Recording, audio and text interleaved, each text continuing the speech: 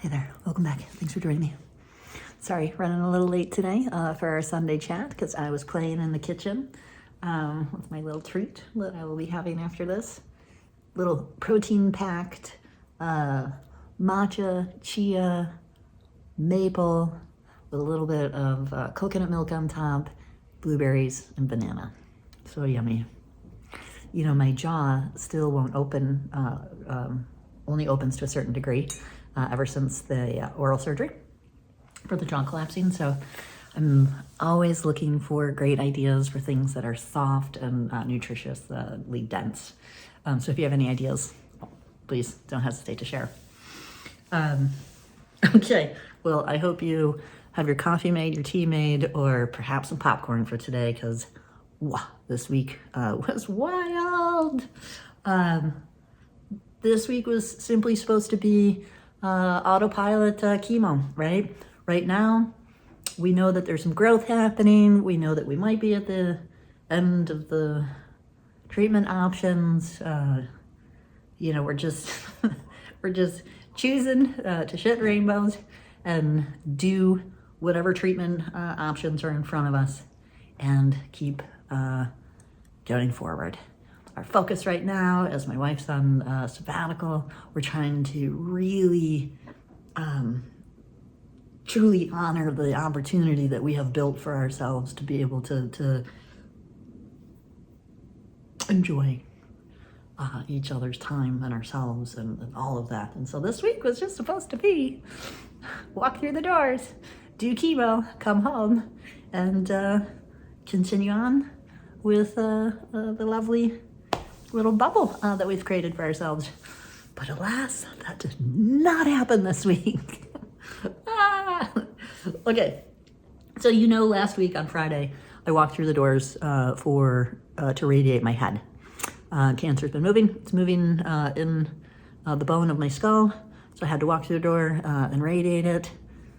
You know, best situation possible. I'm so fortunate. I've been in the same medical facility for 5 years. I've worked with this team on and off in radiation on my lungs, my head, whatever, for over 2 years. It's wonderful. I walk through the door. I know them. I've already given them my playlist. We're enjoying each other, conversations, and there's a comfort to it. And I've already done all of the emotional work to decide, like, do I want to do this treatment? Am I scared of the treatment, etc. the first time around? So, you know, for treatment, I thought the radiating of my head was going to be the highlight of these few weeks. The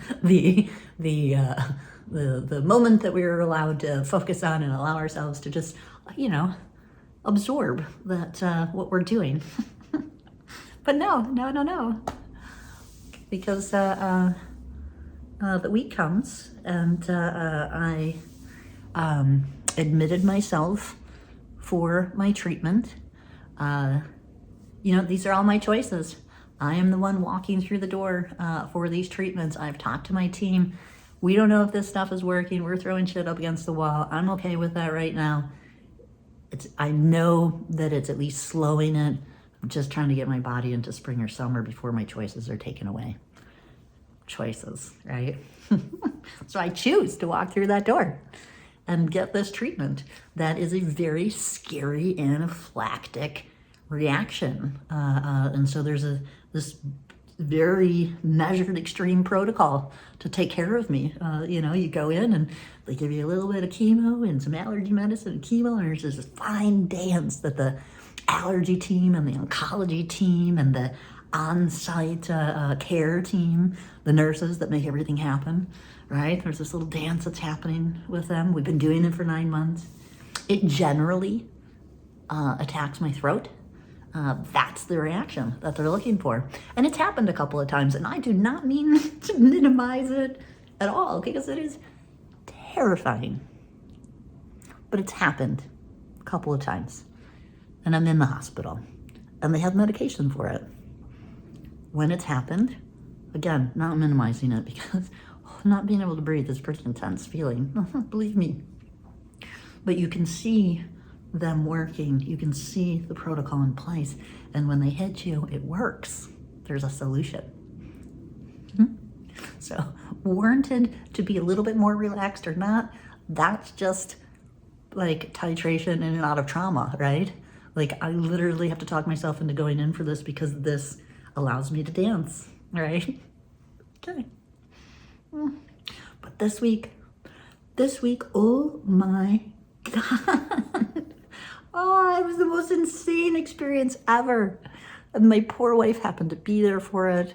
And I always ask her to please not come to the hospital. I don't need her for support because, again, I have an amazing team.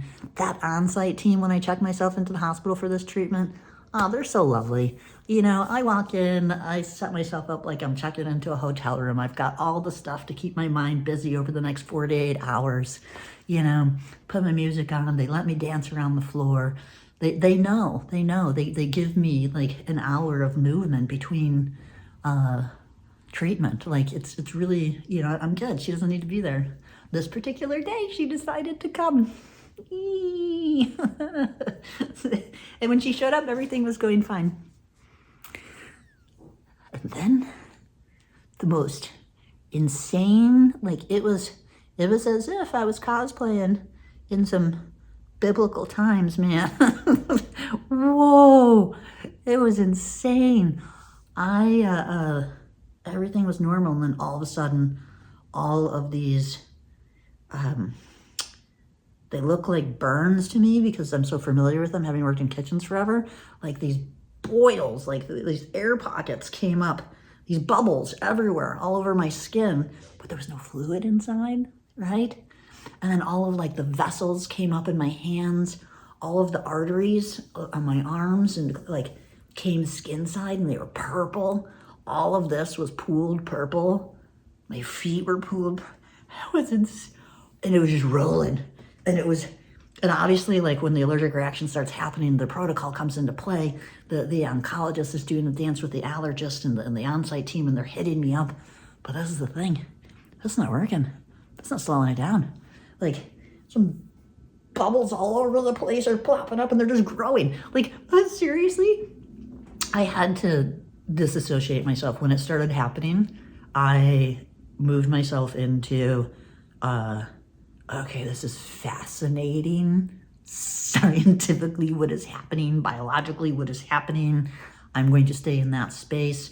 I'm going to pay very close attention so that I can help them figure out what is happening. And at the same time, talking to my poor wife, who in all of this is watching, from a corner and terrified. And the reason she's terrified is because as the allergist and the oncologist and everybody's bantering, it becomes very clear no one has ever seen this reaction before. And they didn't know what they were fighting, so they didn't know the solution. And that became very clear as time went on and on. And this very frightening, insane experience, like it was like bubbles moving underneath my skin. But the vascular, was both my wife, I was like, oh my God, am I just gonna bust it out, like out bleeding from internally? It was, oh, it was pretty, yeah. So needless to say, this week did not turn into a basic week of treatment. After the very scary incident in the hospital, we obviously shut everything down. They monitored me for another 24 hours. It was so funny. My wife and I were just talking about like when we left, you know, we have been doing this dance with cancer for over 5 years. We've been ducking and weaving for 5 years. And as I was saying, like about the brain radiation, like I didn't want to minimize it, but we've gone from crisis to crisis to crisis to crisis. And you know, in order to be able to just stay human through that, we've had to figure out ways to kind of normalize this kind of stuff, right? And so one of the things that we were saying that was just so strange was our reaction when I was being discharged from the hospital, you know, we're leaving. It's like, okay, guys, thank you so much for saving my life. We'll see you in 2 weeks, as if we're just going to come back and try it again. Because what choice do we have? Because like this is the only choice at this time.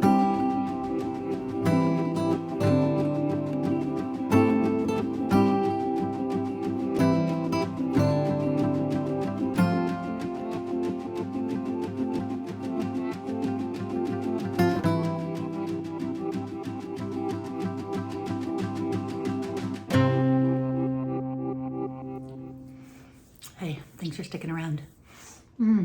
My neighbor popped by, my lovely neighbor that's in her 70s that cooks Indian food. Oh man, today I got a beautiful yellow lentil soup that I can't wait. We're so fortunate. All of our friends, their love language is food. And so it's been really wonderful lately. We've just been getting crushed with just an awesome exploration of food, which has been awesome. I think you know, coming out of this week, that show was scary. That show was insane. I also think that most likely, I think that the difficult as I'm defrosting from the experience is I'm starting to like allow my mind to titrate to what that experience was, because as much as I was joking, it was a terrifying experience for both my wife and I.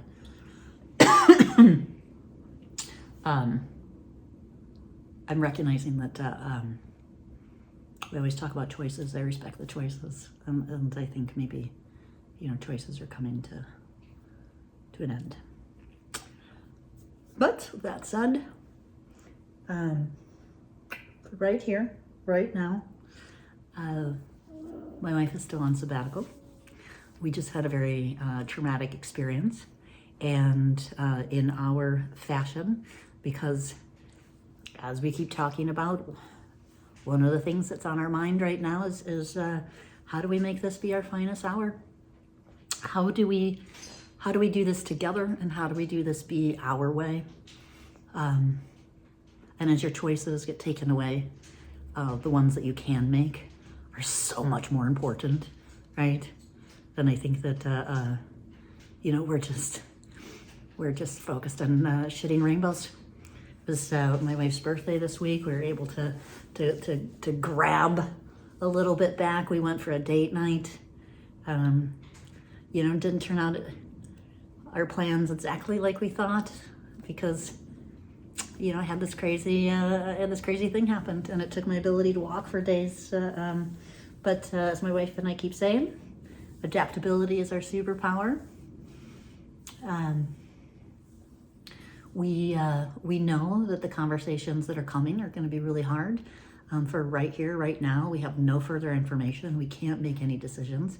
And so we are trying to really honor the opportunity that we have, and allow ourselves the space to. I have absolutely, this week, we have talked about introducing marijuana and mushrooms for pain management, but also for fun. And I am down with having a little bit of titration to allow me to just, this week I put some music on, and you suggested just playing with color. I got some watercolors and just played with color, and really did a deep dive into, I think I've introduced to you before, one of my favorite books is, pardon me, it's the Monograph by Ware. He's an amazing comic. When we came to Chicago, he came in the 90s. And I don't know if you're into comics or graphic novels or whatever, but you know, for me, it was a very exciting time, because the conversation was being had that this was art, that this was a legitimate form of art. And there was it was a legitimate form of literature and conversations being had, and some tremendous work that could be done. And for, our generation, we were still talking about like if it had, value, because art belonged in a museum or something, or there was some qualification. And so he was in Chicago in the 90s, and listening to him in this book, he talks about, his whole career, but spending time in Chicago at the Art Institute of Chicago, downtown, when this was it was right before I hit Chicago. So downtown was still like pretty barren, but it was just about to explode. Daley really invested in like the whole infrastructure of that area. And so for him, he was friends with a bunch of very famous comics that came out of that time. And just listening to his storytelling of the city of that time, of what they were going through and the validation of their arts and everything, really reminded me of like when I came here in the 2000s, and I had such great fortune to take my skill set, which was in restaurants and such, and maneuver a way into a world where it was all about the art of the experience, the art of the food, a world where, people paid hundreds of dollars per head to allow you to spend your time creating. And this is when experiences, we weren't talking about experiences.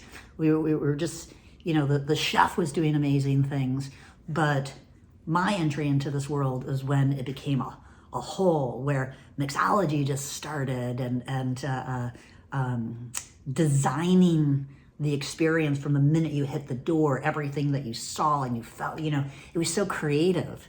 I was working with just so many different creatives in their fields, and it was a really cool time in Chicago for me. It was a decade of just really living a crazy dream of work, of making a living. And so when I read this book this week, I've just been taking the time to really kind of acquaint myself with not only his art but his story, and doing the things that we've talked about. Walking down memory lane and enjoying the world that we've built. That's the goal of the end of this week. We're going to do it our way. And so tomorrow I have the meeting with palliative care about pain management through narcotics. Once I have that meeting, then let's chat, because to me it feels like it's the last piece of, I want to be able to put together kind of like a parameters of these are the medications that I can use. My whole thing has been about like not being here, like wanting to make sure that I'm here with my wife, with my friends. But now allowing myself a little time to, carve out 2 hours each day, maybe, and play with the fun parts of marijuana, of mushrooms, things like that. So, yeah, our way. I read a couple other books this week, some on Audible, some reading. I'm going to share those. Would love to see what you're doing. Still in the vein of a lot of these books this week is about grief and how we live through that. I think I've been looking for books like this to introduce to my wife, and it's obviously she's been looking for books like this, and we actually seem to have come together. Yeah. All right, well, this week, like I said, we're gonna go to Jackson. We're gonna shed rainbows. We're gonna try to forget about fucking cancer for a week. And I will, I'll tell you all about it next Sunday. Okay, we'll see you then. As always, thank you so much for coming to hang out with me.